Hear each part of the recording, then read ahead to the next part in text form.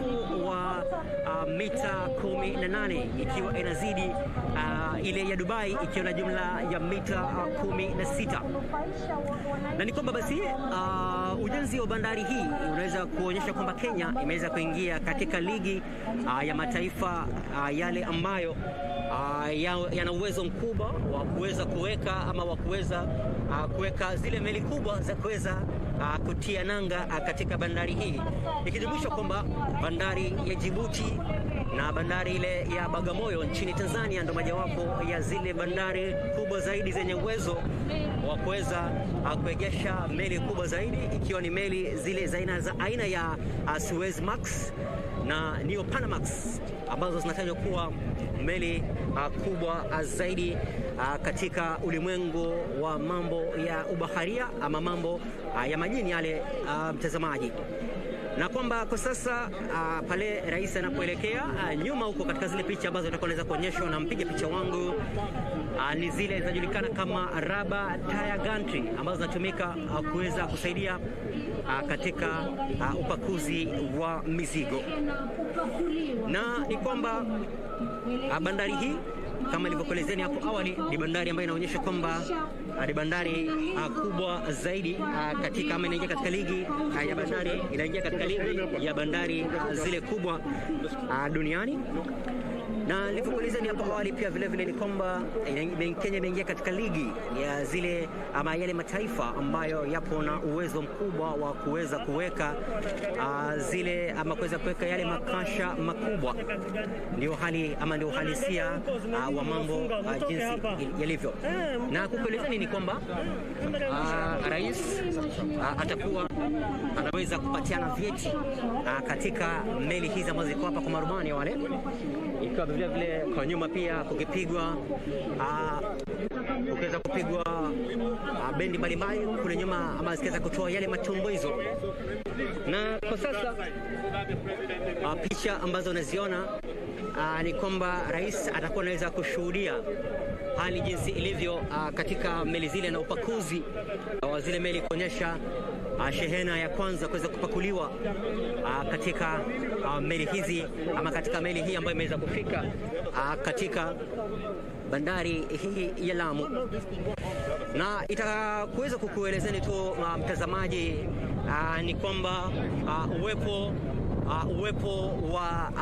wa bandari hii kuweza kuonyesha wazi kwamba baada ya kukamilika kwake ni kwamba taifa la Kenya litakuwa linaweza kutengeza ajira, atakuwa anaweza kutengeza ajira nyingi na kuweza kupatia wananchi wake kuweza kupata ajira.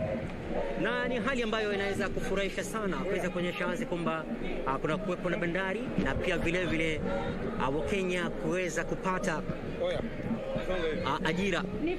Wengi wamekuwa wakisema kwamba kuwepo kwa miundo msingi kunachangia pakubwa katika uendelezi na pia vile vile kukuza uchumi na nafasi zile za ajira kuweza kupatiana ama kuweza kupatikana. Na kumbuka kwamba mradi huu upo katika ule mradi wa LAPSSET ambao unajumuisha kuwepo kwa barabara kutoka katika kaunti ya Lamu kuelekea katika taifa la Uhabeshi ama ukipenda Ethiopia. Vile vile uwepo wa bandari hii ya Lamu ama Lamu Port, uwepo kwa kiwanja cha ndege kuweza kusaidia pia vile vile katika shughuli mbalimbali, na pia vile vile kuwepo kwa bomba lile la mafuta kuweza kupitishia mafuta yale kutoka katika taifa la Sudan Kusini na vile vile kuweza kuja katika taifa la Kenya. Kujulisheni hapo awali kwamba kuwepo kwa bandari hii ya Kenya ni mojawapo ya bandari ama ni mojawapo ama kupakiwa katika meli hizi ili kuweza kusafiri. Na kumbuka kwamba nilivyokuelezeni hapo awali ni bandari ambayo ina urefu wa kina cha mita 18 ikijumuisha mojawapo ya bandari zenye vina virefu ikizidi kwa mita 2 ile bandari ya kutoka Dubai. Na uwepo wa bandari hii ni kwamba itakuwa na uwezo ama zile gati ambazo zimeweza kujengwa katika bandari hii zina uwezo wa kuweza kuweka makasha kati ya 30,000 hadi 100,000 katika kila gati, ama katika lugha ya Kiingereza dead weight tons in every berth hapa katika bandari hii ya Lamu. Na ni kwamba sasa Kenya imeweza kujiunga katika ile ligi ya mataifa yale yenye uwezo mkubwa wa kuweza kukaribisha kukaribisha zile meli kubwa kuweza kutua ama kuweza kutia nanga katika gati zake. Na ni kwamba kwa sasa Kenya imeingia katika ligi hiyo ya kuweza kukaribisha meli zile kubwa, meli aina ya Rio Panama na pia vile vile Suez Max, ambazo ni moja ya meli kubwa zaidi katika ulimwengu wa baharia ama katika masuala ya usafiri wa majini. Na ni kwamba uhalisia wa hali ni kwamba tayari gati nambari 1 ama bus number 1 iko tayari kwa utendakazi na operesheni zake ndio hizi zinazinduliwa rasmi hii leo, hali jinsi ilivyo kwa sasa. Na picha ambayo pia itakuwa naweza kuonyesha kwa sasa ni kwamba makasha ambayo yanaweza kupakuliwa kutoka katika meli ile ya Kaftamal anakuweza kuelekezwa katika hii gati kuweza kupangwa pale, kuonyesha kwamba tayari operesheni zimeweza kuanza kwa utaratibu pale. Ni kwamba makasha yale yanatolewa katika meli kuweza kupangwa katika gati hizi, ishara kuonyesha kwamba bandari ya Lamu imeanza operesheni zake rasmi, hali ya jinsi ilivyo kwa sasa.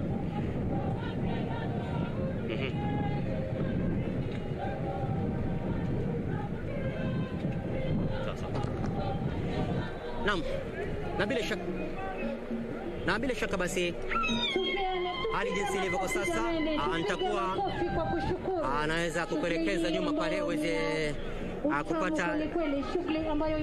kupata wale wanakwaya katika bandari hii ya Lamu. Tunashukuru katika bandari ya Lamu, tunaweza kupata picha kutokana na zawadi hii kwa wanalamu, ama kuona jinsi hali ilivyo,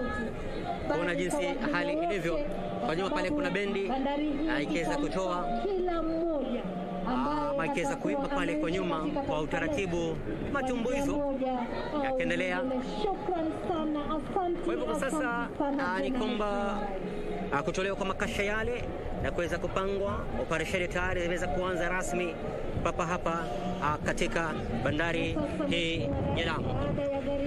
Itakuwa bila shaka kuweza kuonyesha picha zile basi ya hali jinsi ilivyo kwa sasa. Makasha yameweza kutolewa katika meli na yatakuwa naenda kupangwa, na picha hizo basi ambazo mtazamaji utakuwa unaziona kwa sasa kwenye runinga yako ni kuonyesha wazi kwamba katika bandari ya Lamu tayari imeweza kuanza rasmi.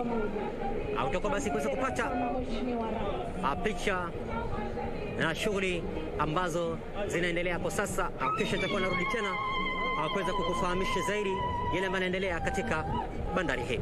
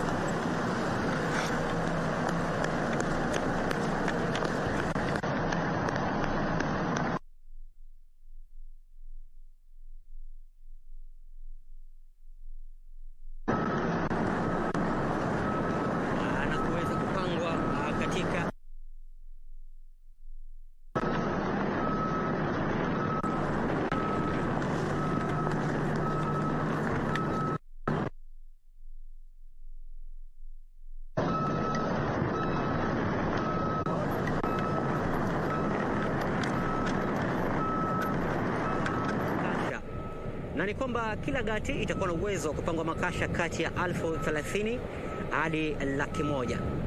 Na tayari picha ambazo unazipata pale ni kwamba Rais Uhuru Kenyatta ameweza kufika pale kuweza kuona jinsi upakuzi ule unafanyika na kuweza kupangwa kwa makasha haya. Kuwepo kwa bandari hii kunatoa nafasi za ajira kwa Wakenya wote, kuweza kujivunia vile vile kuweza kukuza uchumi wa baharini, na pia vile vile kuweza kufungua biashara katika eneo hili zima. Na kwa sasa upakuzi ule unaendelea, ni shughuli ambazo sasa kuweza kuonyesha wazi kwamba bandari hii ya Lamu imeanza kutekeleza shughuli zake, ama imeanza operesheni zake rasmi hii leo, kutokana na tayari kwamba meli ile imeweza kupakua mizigo na kuweza kuletwa katika gati hii nambari 1. Na ni kwamba kwa sasa katika lugha ya Kiingereza nakwambia ni kwamba inajulikana kama mtambo huu ambao uko mbele yangu unajulikana kama rubber tire gantry, ambayo inasaidia katika ule upakuzi wa makasha na kuweza kuyapanga makasha, kuweza kupakua kutoka katika matrela yale na kuweza kuyapanga hapa. Ni shughuli chungu nzima. Operesheni tayari zimeweza kuanza katika bandari hii ya Lamu, na baadaye pale rais atakuwa anaweza kupatiana cheti kwa wale marubani wa meli hii kuweza kuonyesha tayari kwamba operesheni imeweza kuanza. Vile vile usalama upo wa kutosha, vitengo mbalimbali vya usalama viko hapa. Usalama uko tiste na hamna lolote la kuhofia. Ni kwamba rais anaweza kutembea na kuweza kutizama hali jinsi ilivyo katika bandari hii. Tayari ameandamana na viongozi mbalimbali wakiweza kuelekea kule. Tayari ni kwamba meli nyingine ya pili tayari inaonekana katika upeo, imeweza kuwasili, itakuwa inatia nanga katika bandari hii. Meli ya Cap Camel ambayo tayari imeweza kupakua mizigo ndio meli ya kwanza imeweza kutia nanga, ama imeweza kutia nanga katika bandari hii. Ina urefu wa mita 225. Meli ya pili ambayo itakuwa inatia nanga katika muda usiokuwa mrefu ina urefu wa mita 290. Na kutoa kwake kwamba operesheni zimeweza kuanza rasmi katika bandari hii ya Lamu. Panapo ukamilisho wa bandari hii itakuwa na jumla ya gati zile 23. Na kwa sasa basi utakuwa unaweza kupata picha ya msafara wa rais papa hapa ndani ya bandari hii, akiweza kukagua uhalisia wa mambo na uhakiki wa operesheni hizi hapa katika bandari hii ya Lamu. Bandari ya Lamu ni moja ya bandari kubwa zaidi katika kanda hii, na ni kwamba uwezo wake wa kuweza kukuwa na nafasi ya kushikilia makasha yale kati ya 30,000 na 100,000 kwa gati moja, ni kwamba itakuwa inaweza kupatia bandari ile itakuwa inatoa ushindani mkubwa kwa bandari ya Afrika Kusini ya Durban, sawia vile vile na ile ya Djibouti. Na ni uhalisia kwamba bandari hii itakuwa na uwezo wa kuweza kupokea meli kubwa ambazo haziwezi kupokelewa katika bandari ile ya Mombasa.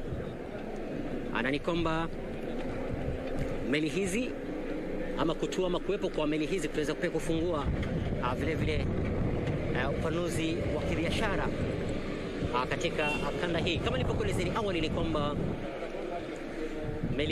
kuweza kuelezeni awali ni kwamba katika Kenya imeingia katika ligi ya zile bandari ambazo zinafanya ama bandari zenye uwezo mkubwa zaidi. Bandari hiyo ni bandari ya Djibouti, bandari ya Bagamoyo kule nchini Tanzania, na uwepo pia vile vile operesheni katika bandari hii kuweza kufungua biashara kati ya Kenya na mataifa mengine, ikiwepo taifa lile la Ethiopia ambapo kuna uwepo ama kuna barabara ile ya moja kwa moja kutoka katika kaunti ya Lamu kuelekea katika taifa la Ethiopia, ikiwa ni katika mradi huu wa Lapset ambao unajumuisha bomba lile la mafuta kutoka katika Sudan Kusini kuja katika bandari hii ya Lamu, na pia vile vile kuwepo kwa uwanja wa ndege sawia vile vile na kuwepo kwa reli ile ambayo itakuwa inaweza kutengezwa baadaye ili kuweza kuunganisha na bandari hii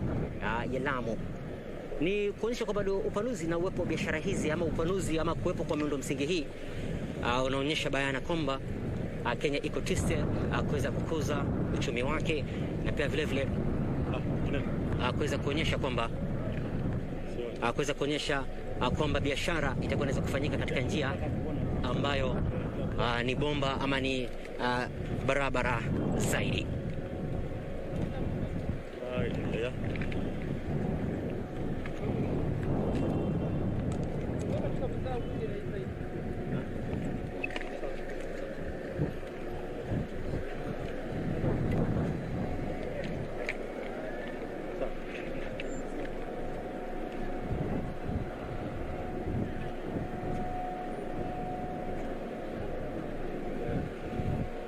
Picha unazoziona kwa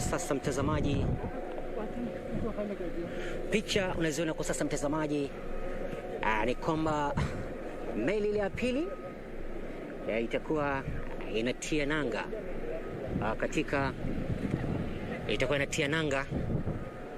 katika gati hii. Hii ni meli ya pili mtazamaji.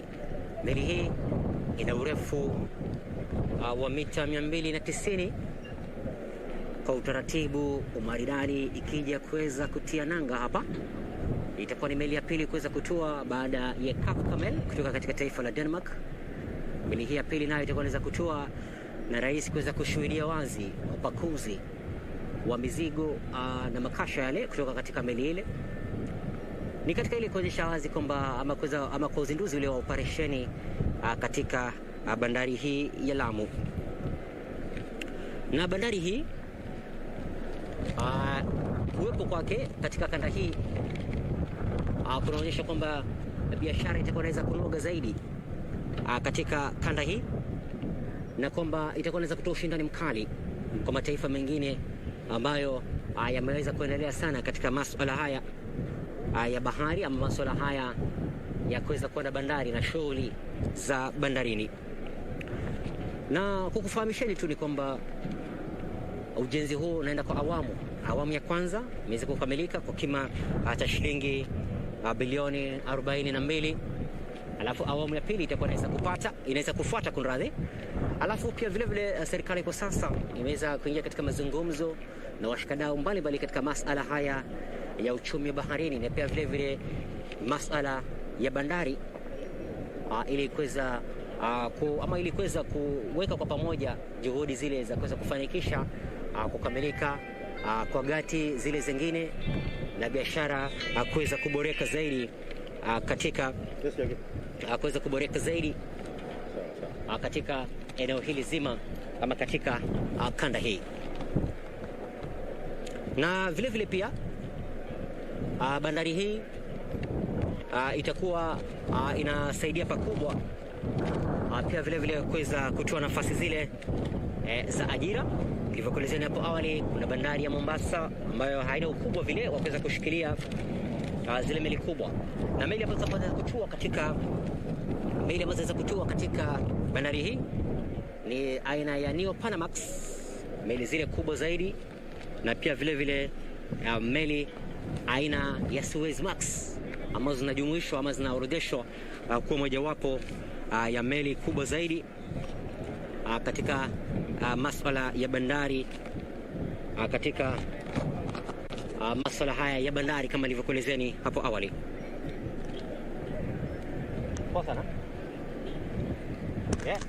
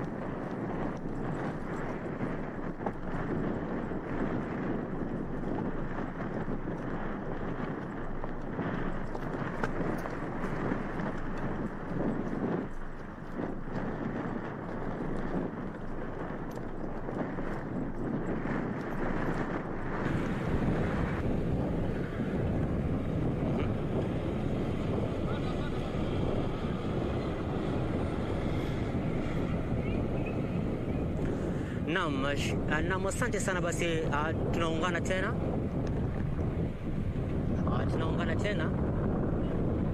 Tunaungana tena basi, mtazamaji, kwa sasa ikiwa ni mawasiliano haya moja kwa moja kutoka katika bandari hii ya Lamu. Ni kwamba tayari Rais Uhuru Kenyatta ameweza kushuhudia kupakuliwa kwa makasha yale kutoka katika meli zile mbili ambazo kufika hapa, meli ya aina Cap Camel na pia vile vile Siago Bahman Kuserman, mojawapo ama zile meli mbili ambazo tayari zimeweza kuwasili katika bandari hii.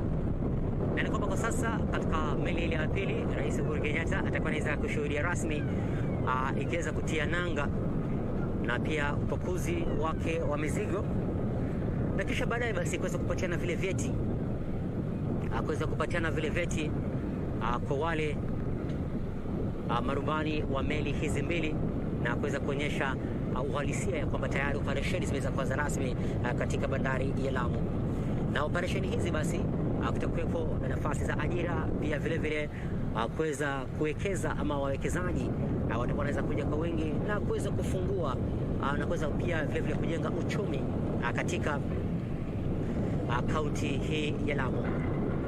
Ni kwamba katika kaunti hii ya Lamu shughuli mojawapo ambazo ni nyingi sana hapa, ama shughuli zile za kawaida za kiuchumi kwa watu wa Lamu, kuna shughuli za uvuvi na pia vile vile kuna shughuli za ukulima. Kwa hivyo kuwepo kwa bandari hii kutakuwa kunaweza kutoa nafasi nzuri kwa kujenga uchumi, na pia vile vile biashara za uchukuzi zitakuwa zinaweza kuongezeka. Na katika njia mojawapo ama kunapokuwa na uwekezaji wa aina hii, ni kwamba kunapatia zile nafasi kwa wale wafanya biashara kuweza kutembelea maeneo mbalimbali na kuweza kuyakuza ama kuweza kuleta yale maendeleo. Na wanapoleta maendeleo basi inatoa nafasi nzuri kwa kuweza kuwepo kwa ajira, na pia vile vile kuweza kujenga miundo msingi, na uwepo miundo msingi pia unasaidia pakubwa katika biashara. Manake iwapo kutakapokuwa na biashara mashughuli kama hizi zinaendelea, ni kwamba barabara zinazidi kuongezeka, na pia vile vile kuweza kupata vitu mbalimbali ama kuweza kupata yes please. Okay.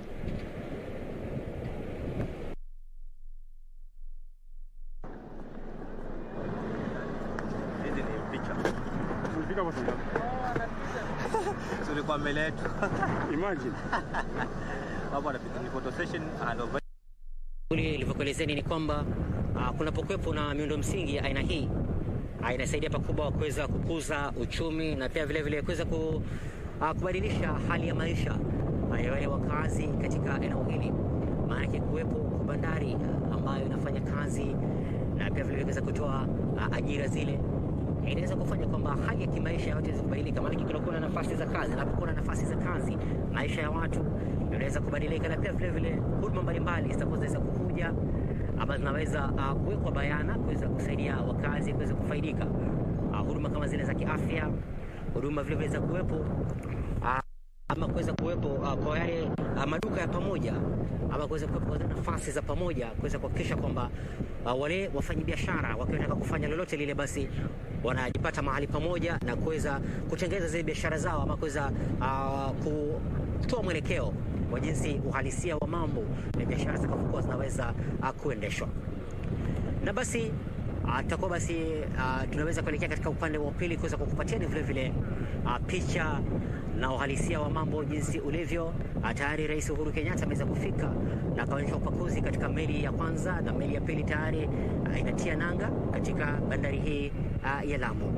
Mtazamaji, basi nitakuwa narudi katika muda sio mrefu kuweza kukufahamishani mengi zaidi ambayo yanaendelea kwa sasa.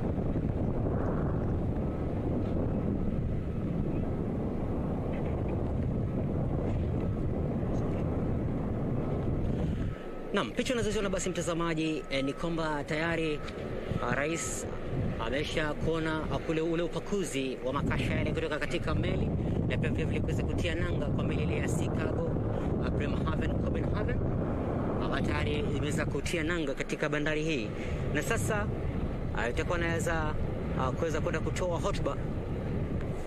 Kwa sasa tutakuwa tunaelekea katika upande wa pili ambapo kuweza kujipanga uweze kupata hotuba ile ya rais kuhusiana na uzinduzi rasmi wa operesheni katika bandari hii ya Lamu.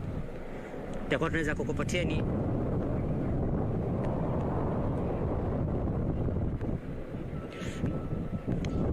na asante sana. Basi vile shaka nitakuwa nakuelekeza moja kwa moja kwa mwenzangu O'Brien Kimani, na ni kwamba tutakuwa tunaelekea kuweza kupata zile hotuba ya rais. Kwa O'Brien.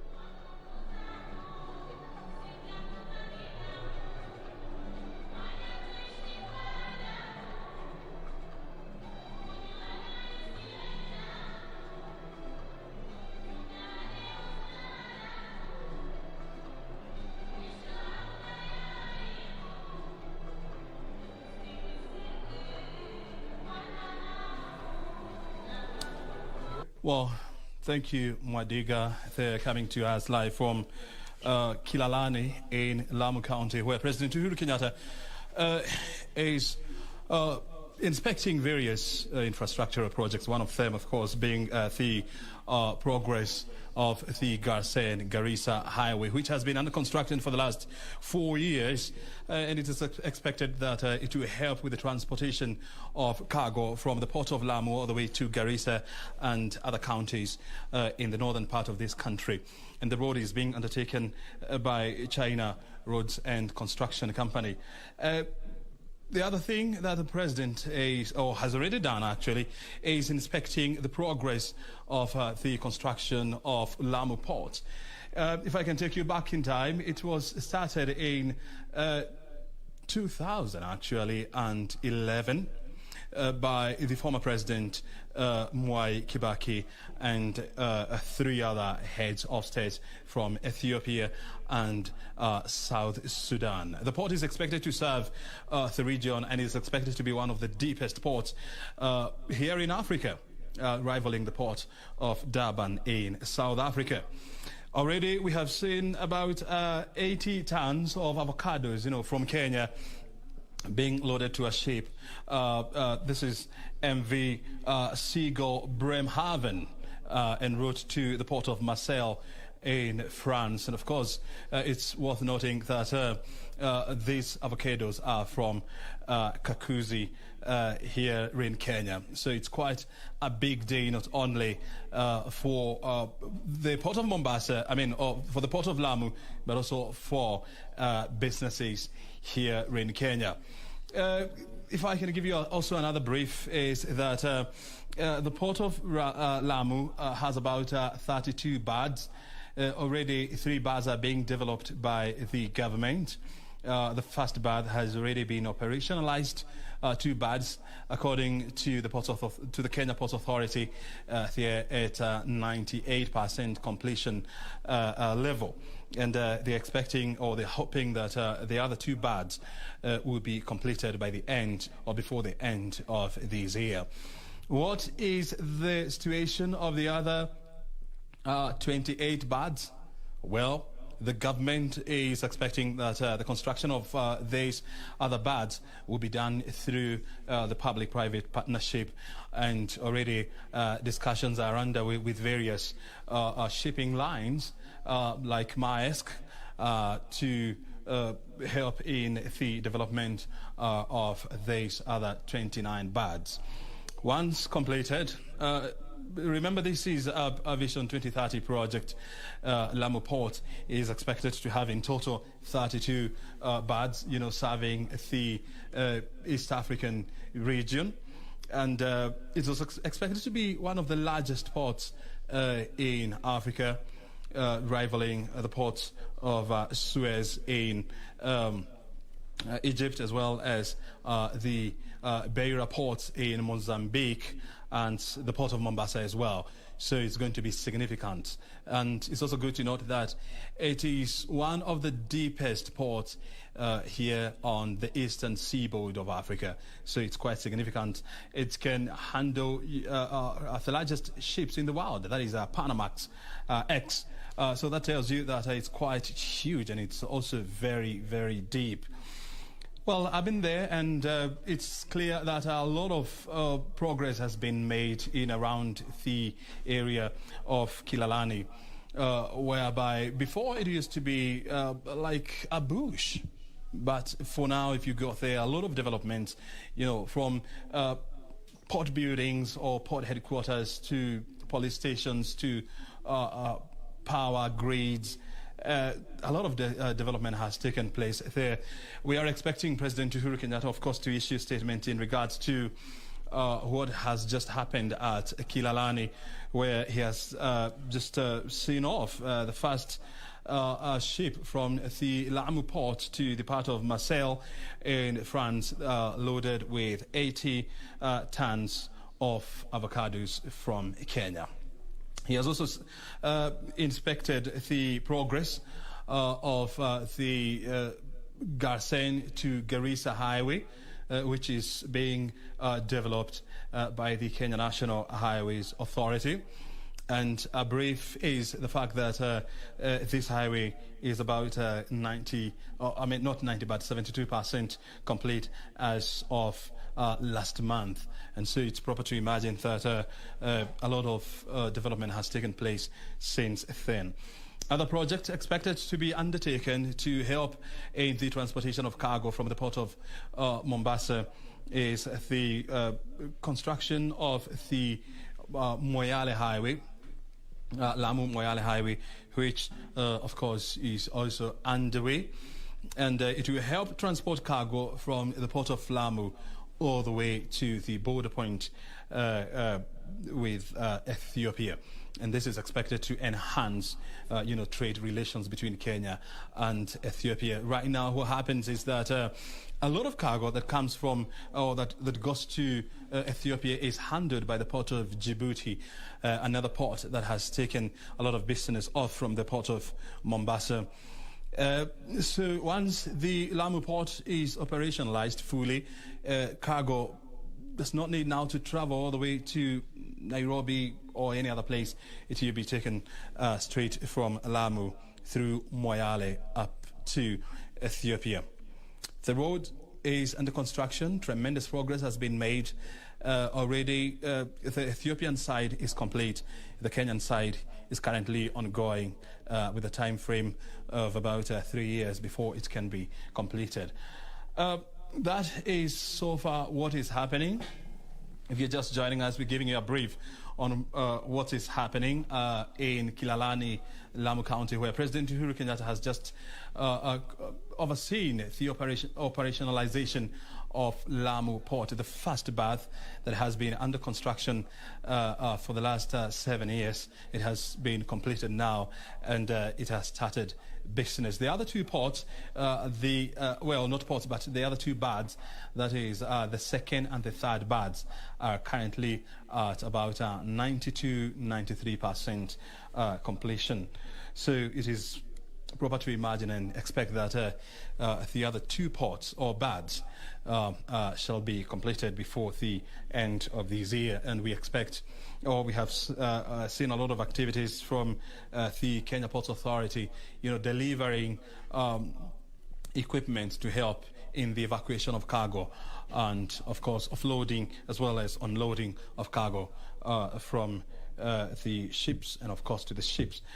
Some of the equipments that we have seen, being delivered to the port of Lamu includes gantries and as well as cranes to lift cargo. So what you are seeing on your screen, apart, of course, from my face, is where President Uhuru Kenyatta is expected to issue a statement or give a progress report on the various projects that he has inspected in Lamu, the construction of roads, the construction of Lamu ports, among other social projects. That is what we are tracking right here. So I want to take you back to Lamu, and we listen in. We'll be giving you more details, so the best option is to stay right here.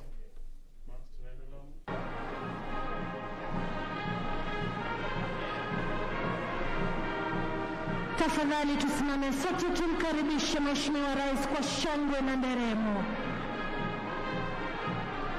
Wapi makofi ya kumkaribisha Mheshimiwa Rais jameni? Karibu sana, karibu tena Mheshimiwa Rais.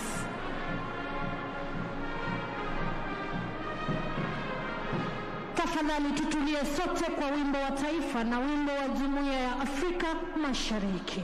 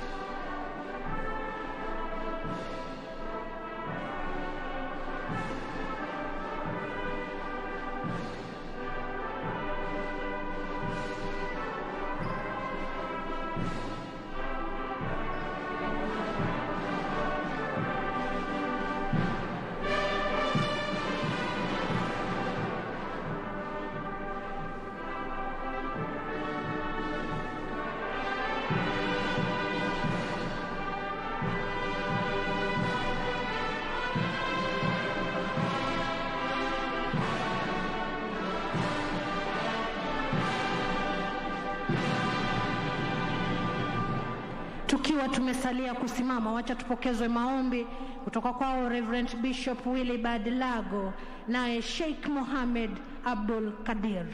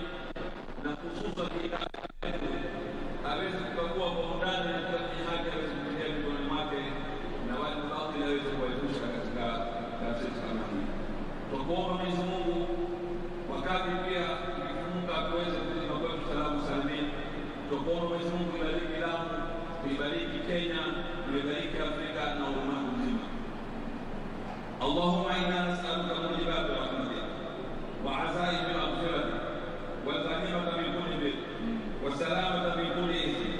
اللهم لا تدع لنا ذنبا إلا غفرته ولا هما إلا فرجته ولا سقما إلا شفيته ولا عيبا إلا سترته ولا سوءا إلا صرفته ولا حاجة من حوائج الدنيا ولا فيها صلاح إلا قضيتها يا أرحم الراحمين. اللهم افتح لنا أبواب بركتك ورزقك.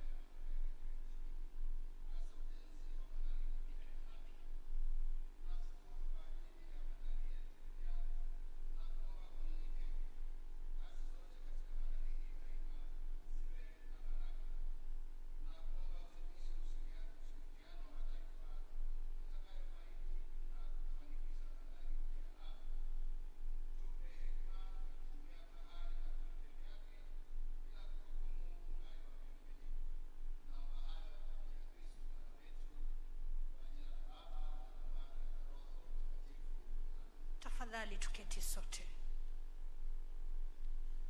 Mheshimiwa Rais, kwa ruhusa yako nikubalie nimwalike gavana wa kaunti hii akukaribishe kwa kifupi tu ili tuendelee na ratiba inayosalia.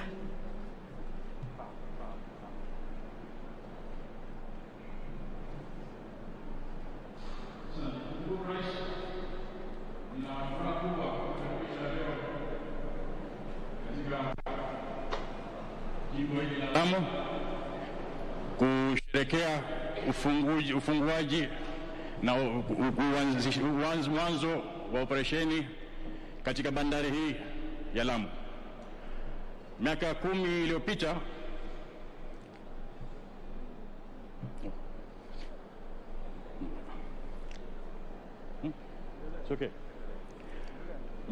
iliyopita tulibahatika kupata heshima ya kukaribisha katika uwanja huu marais wawili na prime minister mmoja.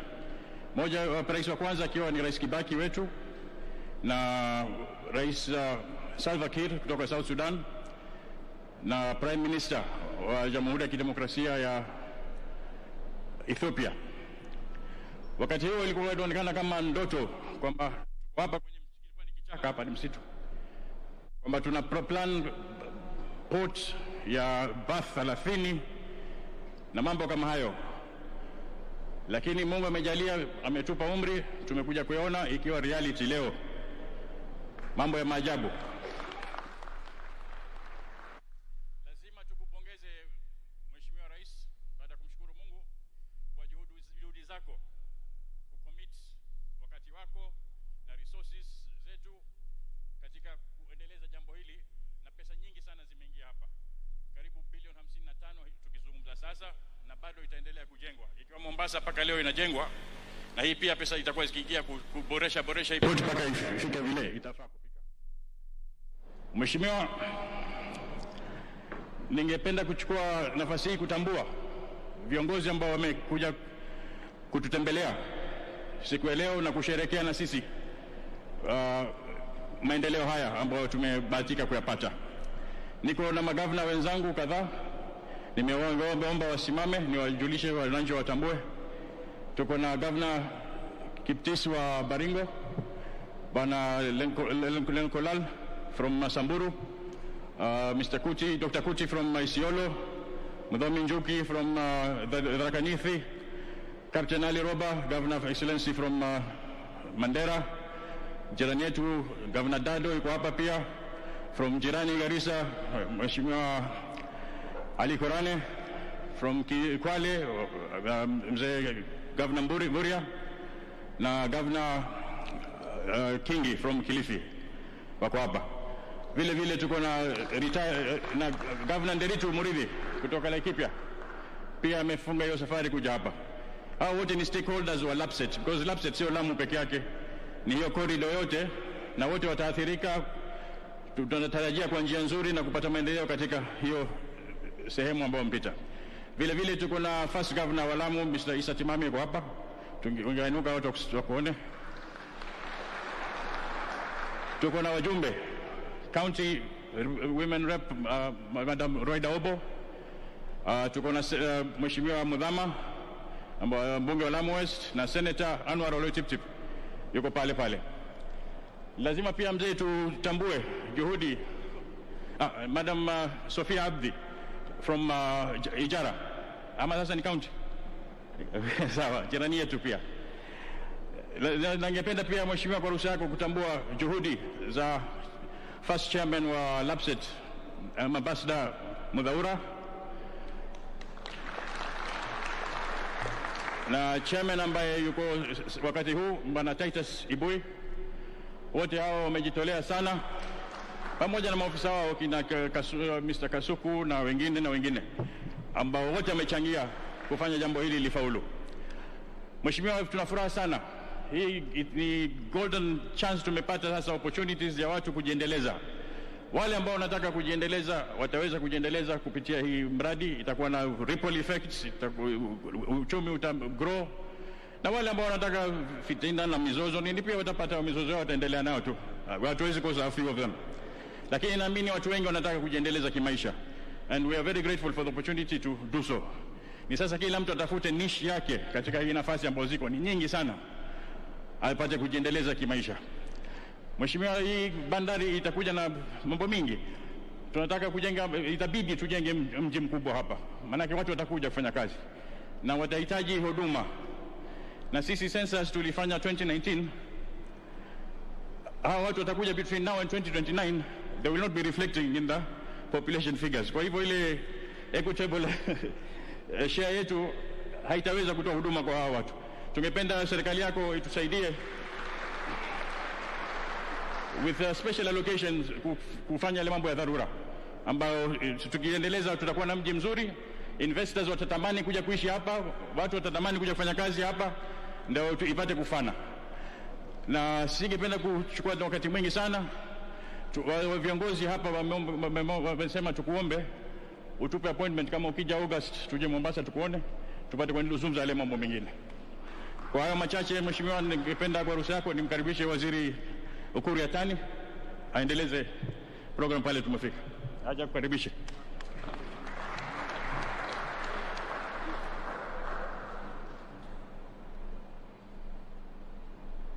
Your Excellency, our President, Honorable Cabinet Secretaries, Honorable Governors, leaders all present here, stakeholders of the port. Your Excellency, as I welcome you to the launch of the operationalization of the first part of Lamu port, allow me to thank you sincerely for the leadership and the personal commitment you have placed in the affairs of the port. Were it not for the commitment and the personal undertaking, we will not be here today. So I want to thank you in a very special way. I just want to confirm to you that it's all systems ready. We are ready to go. All stakeholders of the port have been sensitized. The stakeholders and governments have been deployed. KRA team are here. They have already posted staff, their offices. Kenya, Ported are here. PIFIS is here. Kenya Bureau of Standards are here. All the relevant stakeholders, including the private sector, have taken their position and we are ready to go.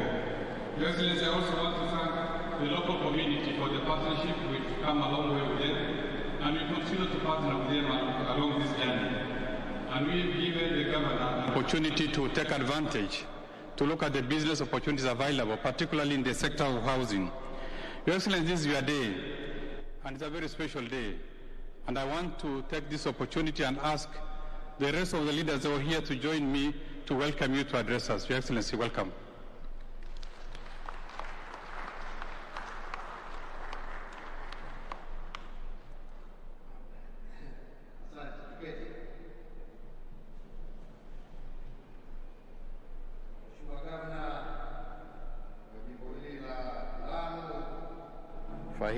Yasin Twaha, gavana wenzako ambao wamekuja kushuhudia sherehe hii ya leo, waheshimiwa wabunge wa kitaifa na Senate na waheshimiwa wabunge wa kaunti ya Lamu, viongozi, ladies and gentlemen, hamjambo nyote. Hamjambo tena. Asanteni sana. Today, the journey that was commenced by my predecessor, President Mwai Kibaki, who together with the Prime Minister of Ethiopia at the time, Meles Zenawi, and the President of South Sudan, Salva Kiir Mayardit, we're here to break ground for this project.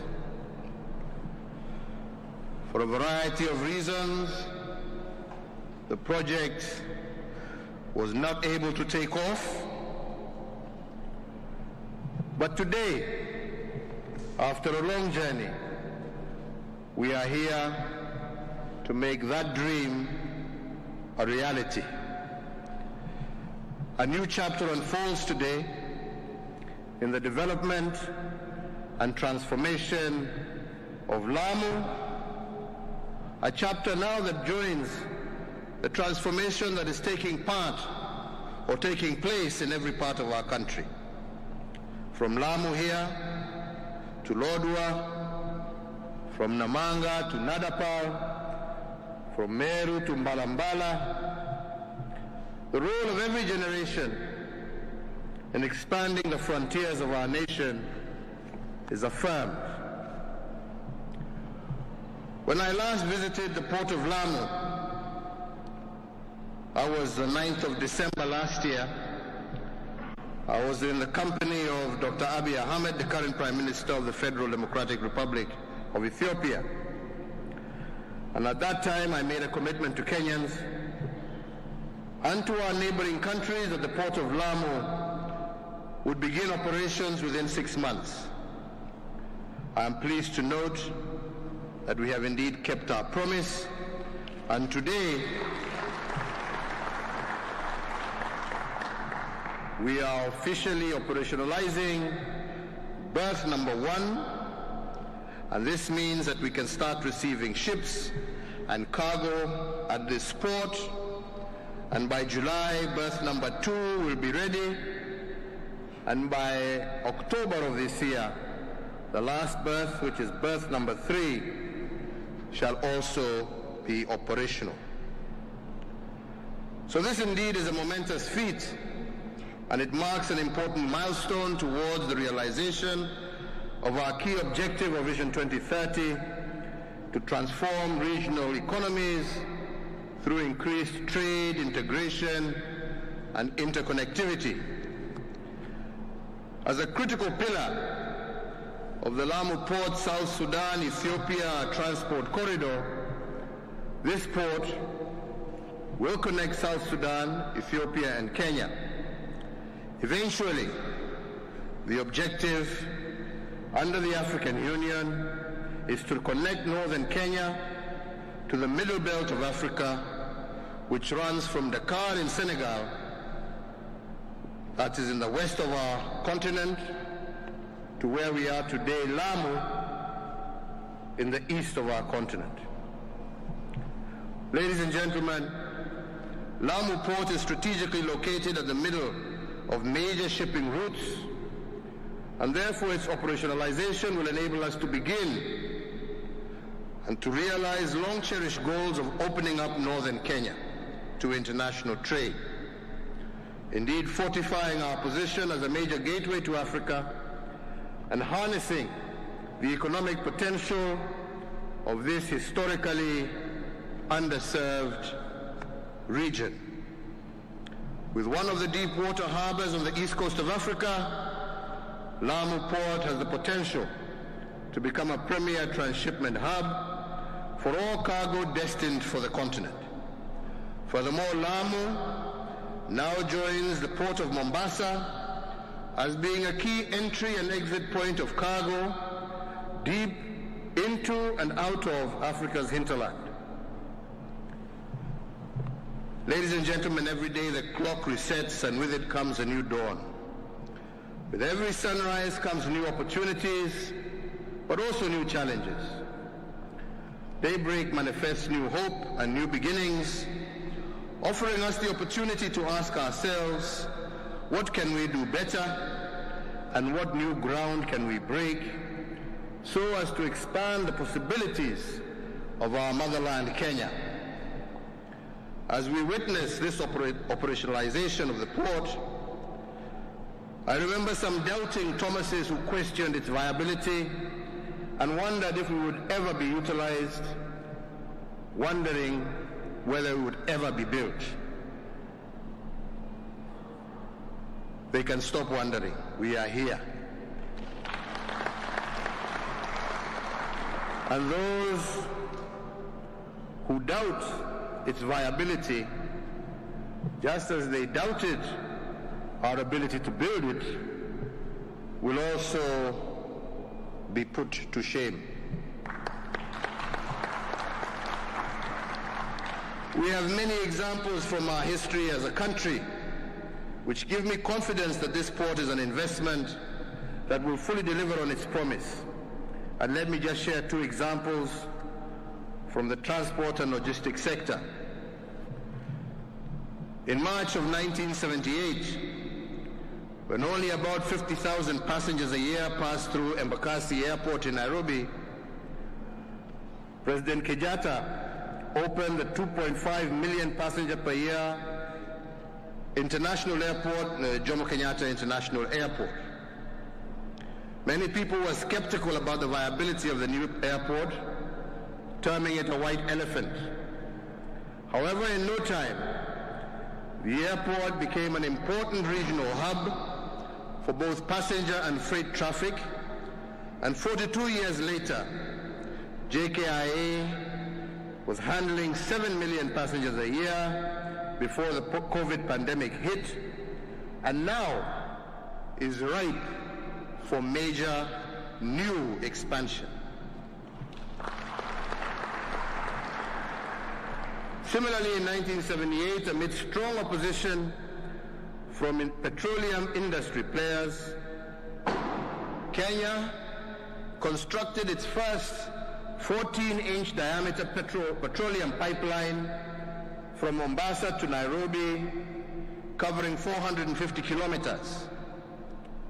30 years later, in 2018, to cope with increased demand, a second new Mombasa-Nairobi pipeline of 20-inch diameter was constructed. A second pipeline and a third one have been constructed between Nairobi and Eldoret and between Nakuru and Kisumu, respectively, to handle the fast increasing volume of traffic in petroleum products. Today, the Kenya Pipeline Company is one of the most important assets of our nation. It makes major contributions to the economy and to the national exchequer, thanks to the foresight of our forefathers. These are just two examples, clearly demonstrating that to achieve our national development goals and to meet the aspirations of our entrepreneurial and industrious people, our vision needs to be bold, ambitious. Pole sana, kila mtu na mambo yake. Bold, ambitious, and clarity of vision that Kenya requires to become a prosperous, newly industrialized middle-income country by 2030. Ladies and gentlemen, this port and the Lapsset corridor constitute an integral part of the broader connectivity that the government is establishing through the Kenya Transport and Logistics Network, known as the KTLN. The KTLN seeks to seamlessly link to our ports through railways and pipelines.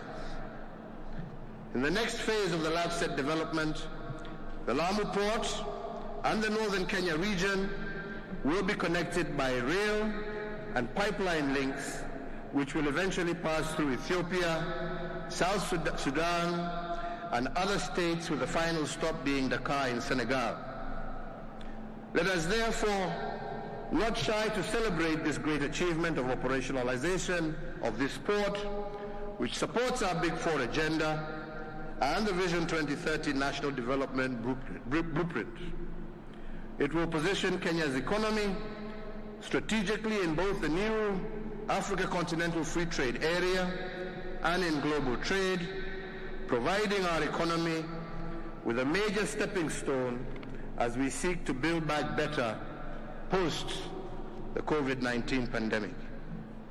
I am confident that decades from now, as we have previously seen with JKIA and the Kenya Pipeline, we will look back to this day, the trade, the industry, the tourism, transport, jobs that will be created by this port, and we will be thankful for the investment that we made today.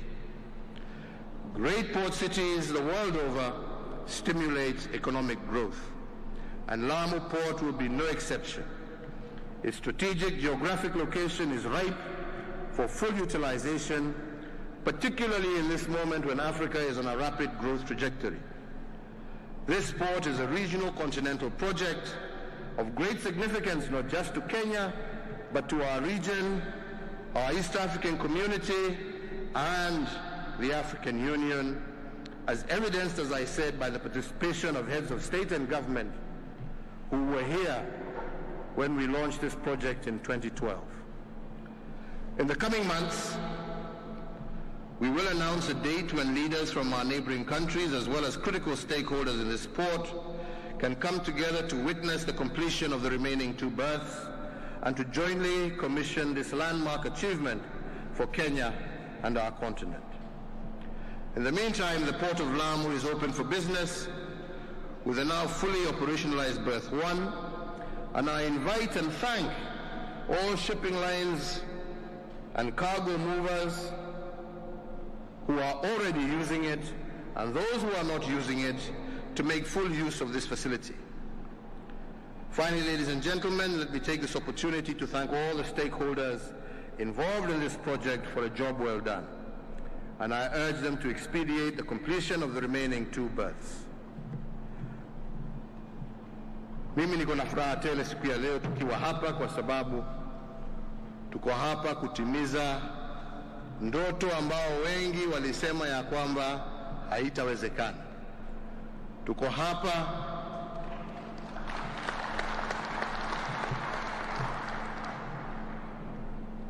kuanzisha hii berth ya kwanza ya port yetu ya Lamu, ambaye haitalete maendeleo tu hapa Lamu, lakini na vile mumeona tukiwa pamoja na viongozi wengine ambao watafaidika, viongozi kutoka upande ya Turkana kuja Isiolo, Samburu, Meru, Tharaka Nithi, Garissa, Mandera. Hawa wote na wananchi wa sehemu hizo watapata faida kwa sababu ya mradi huu ambao tunauanzisha leo. Sisi ndoto yetu ni kuona ya kwamba tumeweza kumaliza umaskini katika taifa letu la Kenya, na njia ya kumaliza umaskini na kuhakikisha ya kwamba tuko na utajiri wa kutosha ni miradi kama hii. Leo hii nimeanza safari yangu kule Garsen, na tumekuja na barabara kutoka Garsen mpaka hapa kwa bandari hii ya Lamu. Nyote mwajua hiyo safari ilituchukua muda, pamoja na kusalimia na kusimama na kusalimia wananchi witu Hindi, tukija ilituchukua saa 1:30. Wengi wenu mnajua ya kwamba hiyo safari, muda ambao sio mrefu sana,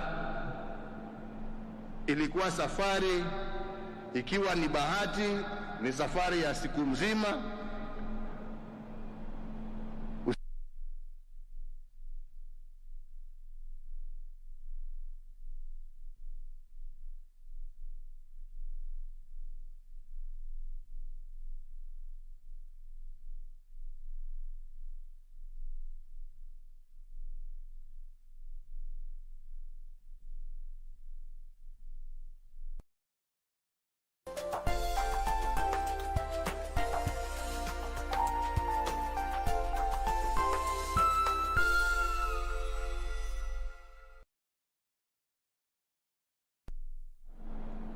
Vile gavana amesema, kwa sababu ya bandari hii, mji huu wa Lamu utahitaji mambo mengi. Utahitaji nyumba za wawekezaji, kwa sababu mtakuwa na wengi ambao watakuwa wanakuja kutoa mizigo yao hapa, watakuwa wanataka kutafuta pahali ya kulala, pahali ya kukunywa chai. Hiyo ni biashara kwa vijana wa area hii. Hiyo ni biashara kwa wakulima wa area hii. mtahitaji maofisi. Hawa wote ambao unaona hapa wakija watahitaji maofisi. Hiyo ni kazi kwa vijana wetu. Shipping companies zile zitakuwa hapa, na mimi nasisitiza sana, sio ya kwamba tunafungia Wakenya wengine pia kuja kutafuta kazi. Tungependa kuona pia vijana wa Tana River waje wafanye kazi, lakini nahimiza ya kwamba ningependa wale ambao watafaidika kwanza wawe vijana wa hapa Lamu, ndio wawe na nafasi ya kukaribisha wenzao. Njooni, biashara ipo, njooni mkae nasi, njooni tukae pamoja, njooni tufanye kazi pamoja. Kwa hivyo kwa wale ambao watakuwa wanasimamia kazi hii, na wahimizia ya kwamba angalieni vijana wa hapa, kwa sababu vijana wa hapa wakiona ya kwamba wanafaidika wenyewe, ndio wataita marafiki yao, wewe kuja, wewe mtu kuja, njooni kuoneshe biashara, njoo kuja tufanye hii. Na utaona ya kwamba Wakenya wote watafaidika kwa sababu ya port hii ya Mombasa, ya Lamu. Na ndio mambo haya yaweze kutendeka, hatujamaliza kazi. Na gavana, mimi nakwambia, tafuta wawekezaji wa kuja kujenga manyumba hapa, vijana wapate kazi, na sisi tutaungana pamoja na wewe kuhakikisha ya kwamba tumekuletea, tutafute maji, ndio kuwe na maji ya kutosha. Tulete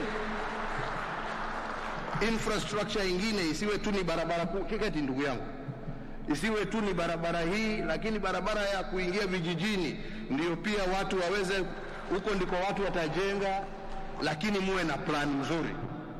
Msije sasa kujenga kihovyo hovyo, jengeni vizuri. Leo hii pia nimeanzisha barabara ya kutoka hapa Lamu kuelekea Garissa ikipitia Ijara.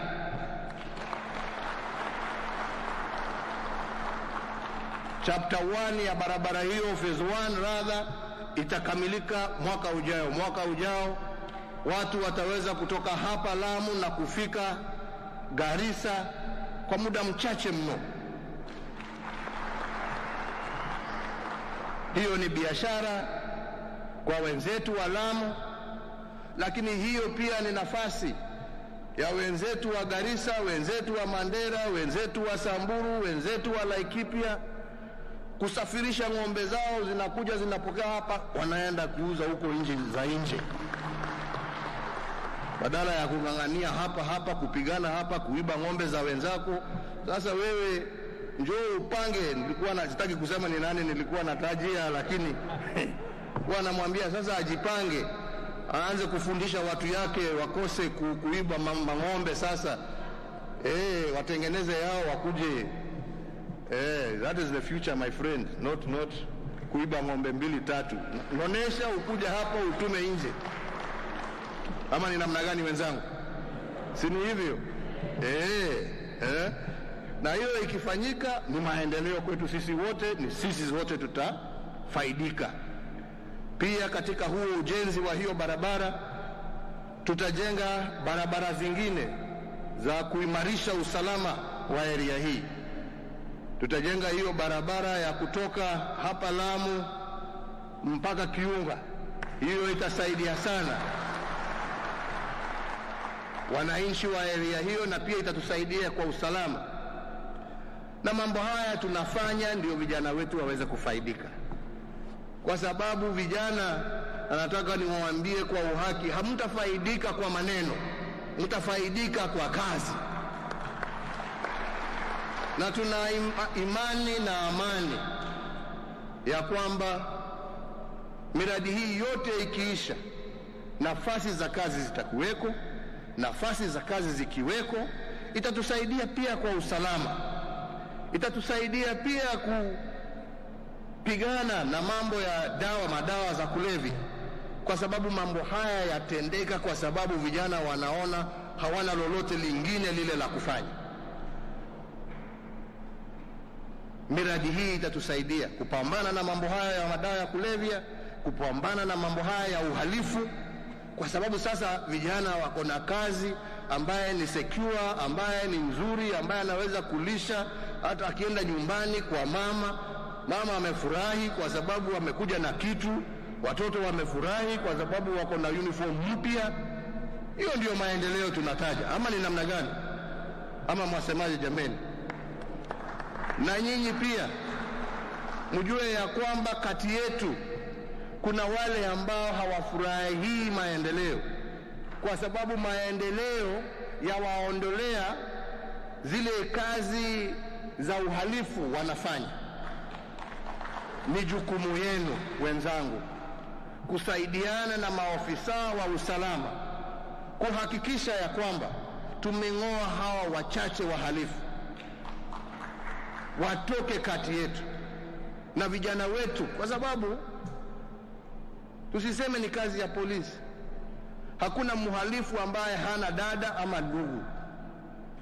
Hakuna mhalifu ambaye hajazaliwa na baba na mama. Kumaanisha nini? Nyinyi wakaaji mkikubali kuungana pamoja na maofisa wa usalama, hawa watu hawatakuwa na nafasi ya kuja kutuharibia kazi. Na ndiyo maendeleo hayo. Ukiona mtoto anaelekea mbali, wacha tuwe na usalama, wacha hii maendeleo ifanyike, ndio ufaidike, badala ya kukimbizana na polisi. Uwe unaenda kazi zako, unakuja unastarehe jioni, unafurahia familia yako, badala ya kuingiana na hii magaidi ambao hujui kama leo uko hai, kesho uko hai. Sasa hiyo ni kazi gani jameni? Tuachane wenzangu na tusaidiane. Mtasaidia sisi? Mtatusaidia? Na ndio sasa tuweze kuwa na nchi ambayo iko na amani na iko na maendeleo. Kwa hivyo wenzangu, mimi sitaki ninene zaidi ya hapa. Yangu tu ni kusema furaha ni mingi. We are very happy. Na mimi sina shaka ya kwamba kwa sababu huu umeisha, wale nilikuwa naita doubting Thomases walikuwa wanasema hauwezekani, kwa sababu mradi huu umeisha, kwa sababu tayari hizo barabara ambazo wanawaambia zimeanza kufanyika, yale mambo watu walikuwa wanasema haiwezekani. Hata yale mafuta yetu ambaye inalala kule Turkana, sasa wale ambao walikuwa wanataka kufanya kazi hiyo, mimi sina shaka wataanza kuamkia, kwa sababu wameona ya kwamba sisi kama taifa tuko committed kutimiza yale yote ambayo tumetenda.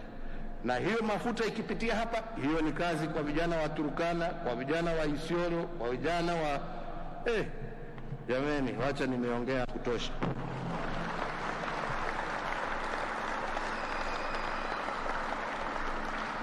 Tuna furaha, tunamshukuru Mwenyezi Mungu kwa kutufikisha hapa. Tunasema Mungu aendelee kubariki taifa hili letu la Kenya,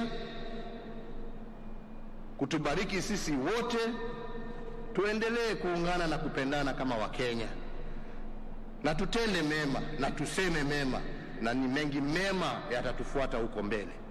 Kwa hayo machache, ni furaha yangu kutangaza kirasmi ya kwamba bandari yetu ya Lamu kutoka leo saa 10 kamili iko wazi kwa biashara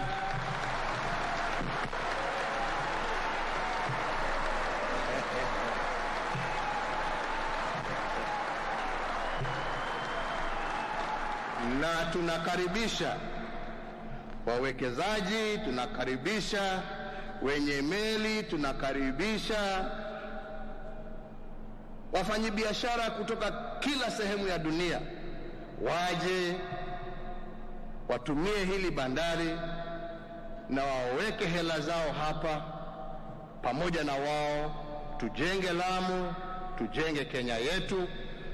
Na mimi sina shaka leo hii pia ni huo mwanzo wa kuhakikisha ya kwamba ile lugha ya marginalization, ya kwamba kuna sehemu za Kenya ambazo zimesahaulika, hiyo tumeanza kuziba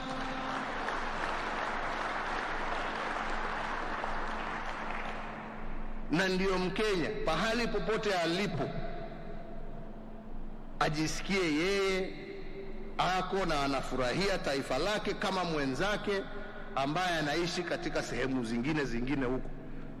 Marginalization, we don't want that word ever again. We want to hear now about Kenya, equal opportunity, equal development across the country. Hiyo ndiyo furaha yangu na hiyo ndiyo safari ambayo tumeanza, na Mwenyezi Mungu akitusaidia ndio ile safari tunataka kutimiza. Asanteni sana na Mungu awalinde. Asante.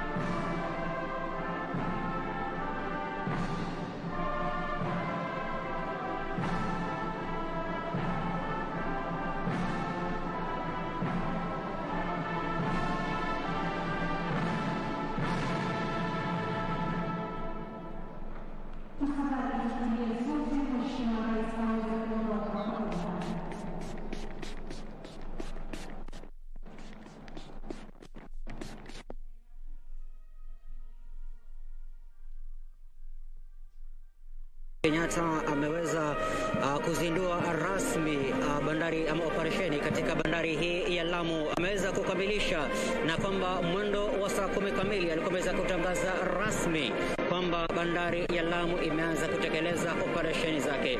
Bandari hii kwa sasa inaingia katika ile ligi ya zile bandari kubwa zaidi ulimwenguni, na pia vile kuweza kupokea meli kubwa zaidi na kuonyesha kwamba kwa sasa taifa la Kenya lipo huru kufanya biashara kama mataifa mengine ya nje. Ni hayo tu kwa sasa mtazamaji, na ni kwamba hali ilivyo, Rais Uhuru Kenyatta ameweza kuonyesha jinsi Kenya ilivyosimama tiste na kuweza kutoa ule uhakiki wake katika utendakazi wa masuala ya biashara. Bandari ya Lamu inaingia katika ligi ya zile bandari kubwa zaidi ulimwenguni, na pia vile vile kuweza kutoa ushindani mkali katika shughuli hii ya masuala ya baharini, na pia vile vile uchukuzi na upakuzi wa makasha ambayo yanafika katika taifa hili la Kenya. Kumbuka kwamba barabara itakuwa inaweza kufunguliwa kutoka katika kaunti hii ya Lamu kuelekea moja kwa moja hadi katika taifa la Ethiopia. Vile vile tutakuwa na lile bomba la mafuta kutoka katika taifa la Kenya kuelekea hadi katika taifa la Sudan Kusini. Na pia vile vile kumbuka kwamba meli zingine mbili tayari zimeweza kung'oa nanga hii leo. Meli zingine mbili zimeweza kung'oa nanga tayari hii leo papa kutia nanga kunradhi katika bandari hii ya Lamu, kuonyesha fika kwamba Kenya kwa sasa bandari hii imeanza kutekeleza juhudi zake na operesheni zipo tiste, na kwamba sasa uchumi na vile vile hali ya kimaisha ya wakazi wa katika eneo la Lamu na pia vile vile taifa lote kwa ujumla itakuwa sasa inaweza kuweza kubadilika. Ni hayo tu kwa sasa, mpenzi mtazamaji, ni kwamba tumeweza kufikia kikomo katika sherehe hii ya leo.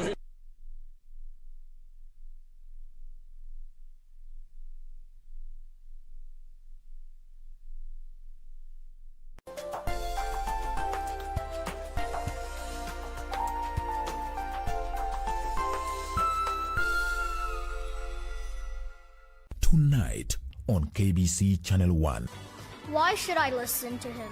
My dad's coming to pick me up. But if you don't go today, you might as well ask for a day off and stay at home. They'll never let you off so easily. School's been out for over an hour and he still hasn't come to pick up Xiaotian. Oh, then you should call him and see what's up. I did, but it didn't go through. Did he sound upset? No. Not even a little? Not a bit.